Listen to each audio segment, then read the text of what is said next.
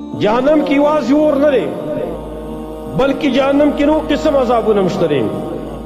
او قرآن کریم نوم دا معلومه ده چې قسم عذابونه نور شته دي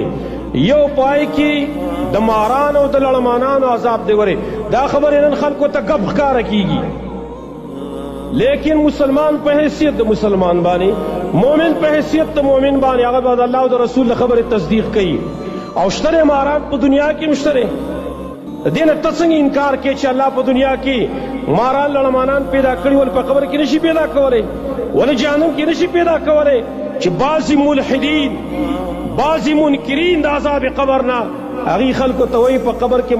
ماران نشته نو په جهنم کې ماران شته داسې خلک د مولیان یاري نو په دې دنیا کې چې الله هم پیدا کړی د دې څنګه انکار کولای شي عجیب خبره ده په دنیا کې چې الله ماران لړمانان پیدا کړي څوک انکار نشي کولای موجود دی التا او په قبر کې د الله قدرت نه مني په آخرت کې د الله قدرت نه مني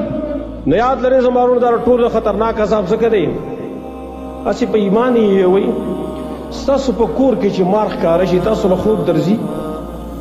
سوال له پیدا کېږي چې تاله خوب درشي هلته یا مار راونه وځي برناقه سړی رپېږي په خوب کې مو رپېږي چې اوس دا مار راونه وځي اسی په ایمان یې چې به دغه تنګ ځای کې به دغه قبر کې نوره څه پرېږده یو داسې وړو کې غوندې مار درته پرېږدي دا عذاب پوره نه دی په دا تنګ ځای کې وړو کې مار درته پرېږدي دا عذاب پوره نه دی ولې مونږ پوهېږو په ځان باندې نه دومره جرأتمند مور زمونږ په ګناه باندې نبی صلی الله علیه وسلم فرمایلي امام احمد خپل مسند کی روایت نقل کړی باسناد حسن نبی صلی الله علیه وسلم فرمایي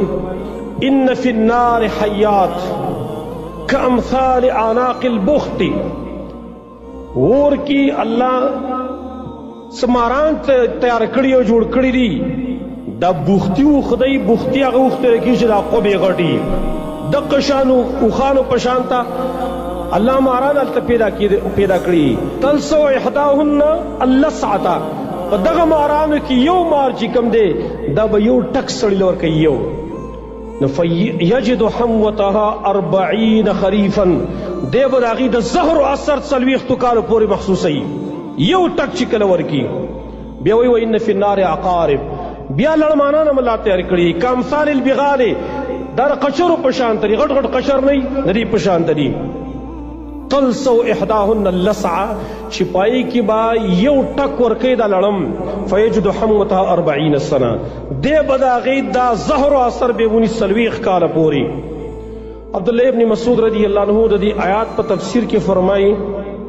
زدناهم عذابا فوق العذاب الله وی دی مجرمان ته موږ عذاب سیوا کو د پاسه د نور عذاب کم چې مخکې عذاب دی د هغې د پاسه نور عذاب ورته الله سیوا کوي دا کم عذاب دی چې الله ورته سیوا کوي عبدالله ابن مسعود فرمایي زیدو بالعقارب دی ته به لړمانان نور اوباسي انیابها کالنخل الطوال